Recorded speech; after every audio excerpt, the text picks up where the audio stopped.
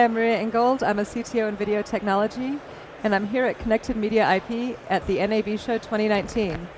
I am joined by Bryan Bedford, who is the Global Industry Lead for Media for Cisco. Hi. Welcome. Yeah, thanks. Welcome Great. back. We're back again. It feels like yesterday. Yeah, so how are you finding the NAB Show this year? Yeah, it's fun. It's exciting. This is NAB number 15 for me, so that's kind of cool. Oh my gosh. Yeah, that's cool. Wow. So it's fun. Lots of new topics, but it just seems like we just keep advancing, moving things forward, and that's fun. It's cool to be at Cisco because that's what we like to do.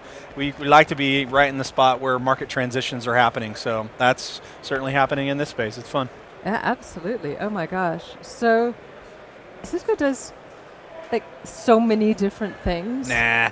Can you tell us what specifically you're doing in this space? Yeah, so for several years we've talked about this concept of the media blueprint being kind of a guidepost to the solutions, strategy, and portfolio that we're taking.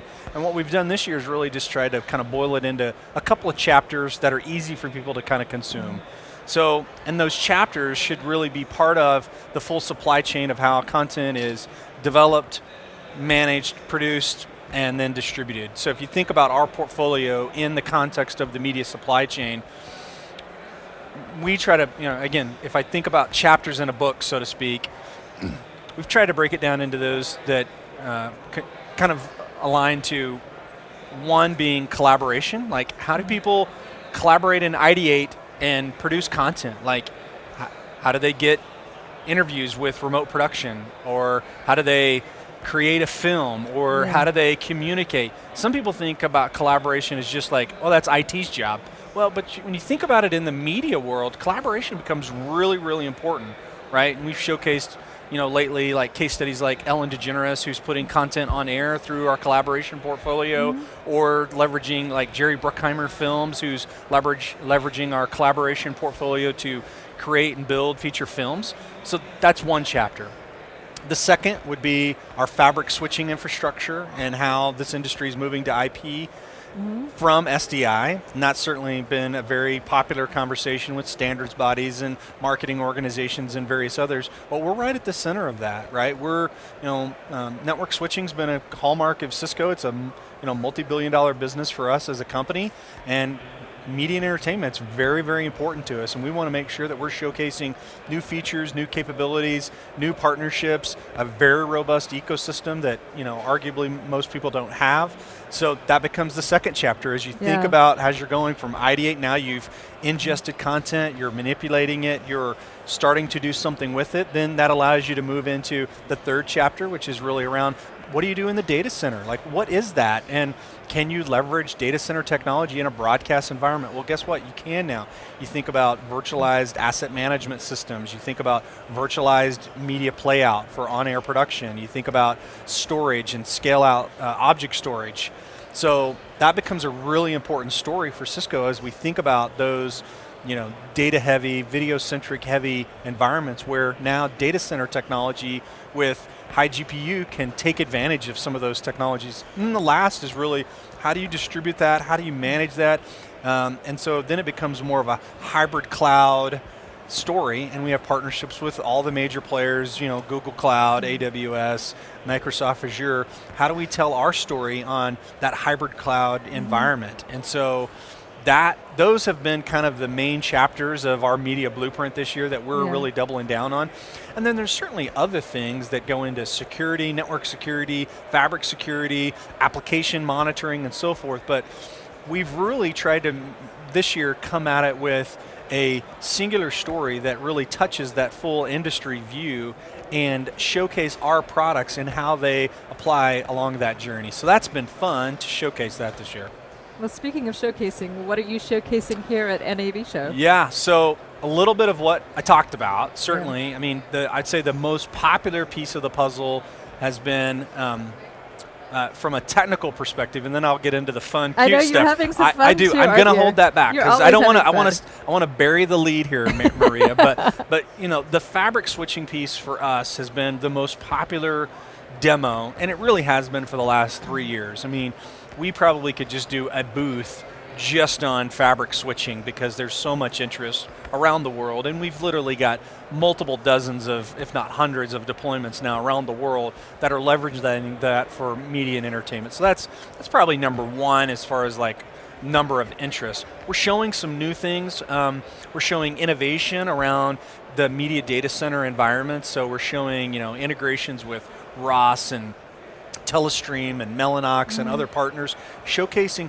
what's the future of what we would call kind of the media data center. What's that really going to look like, and how are those virtualized environments going to operate, and what are the requirements to really do that? And then we're also showcasing, for the first time we've ever shown virtualized playout in a data center in our booth.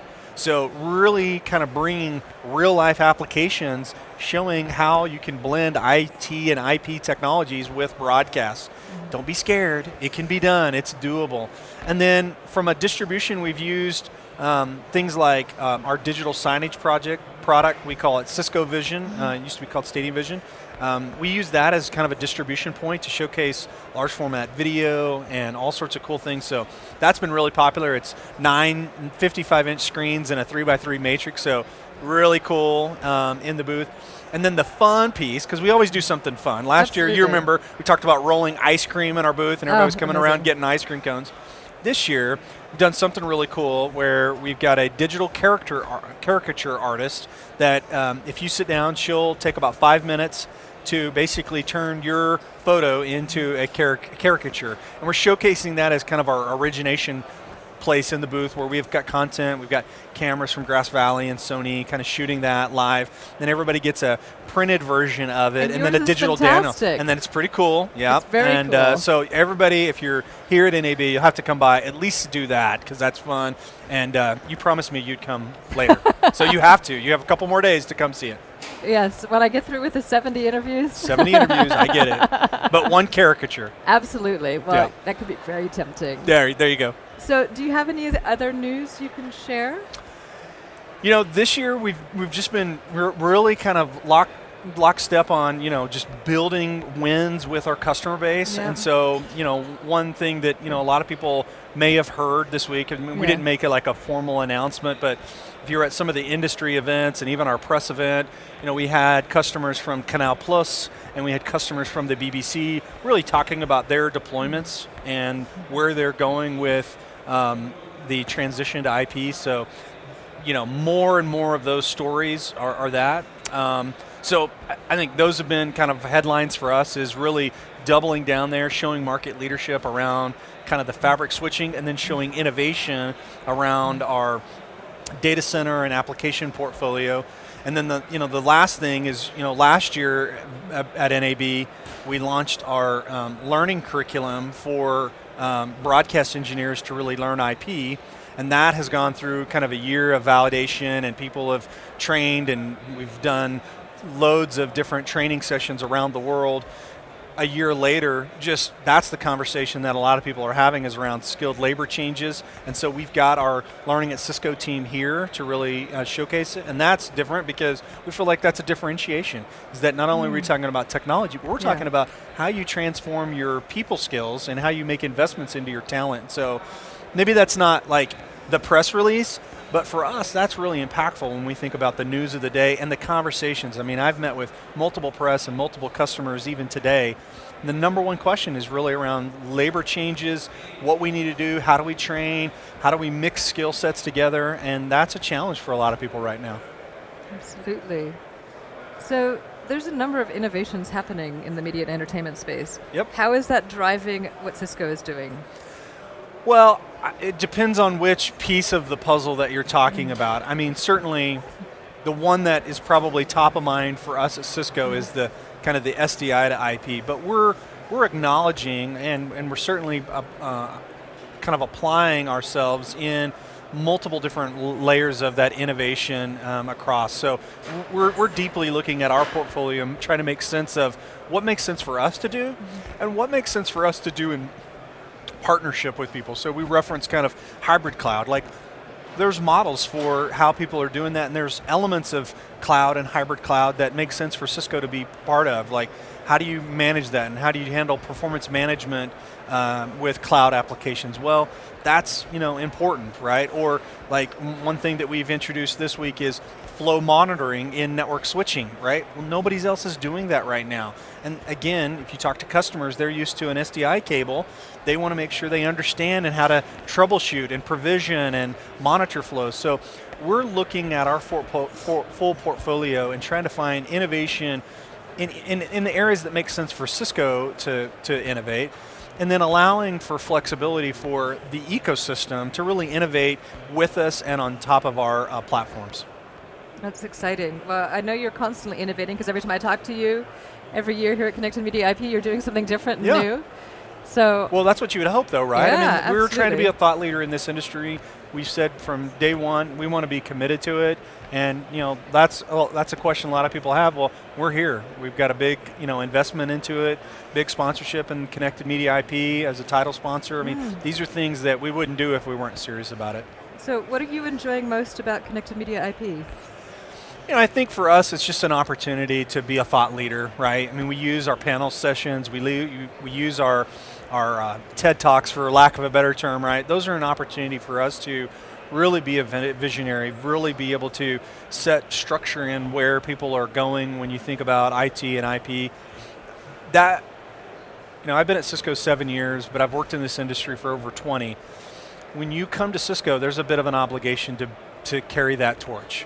And I think if you look at the DNA of Cisco, what we pride ourselves as a company in is really being a leader when it comes to market transitions. I mean, there's a few of those going on right now. So I think when you combine those kinds of things, that is why this makes a lot of sense for Cisco to be part of this and make the investment that we are making. Well, thank you for being a part of Connected Media IP, Yeah. and thank you for joining us today. It's fun. Let's do it again next year. Absolutely. Yeah.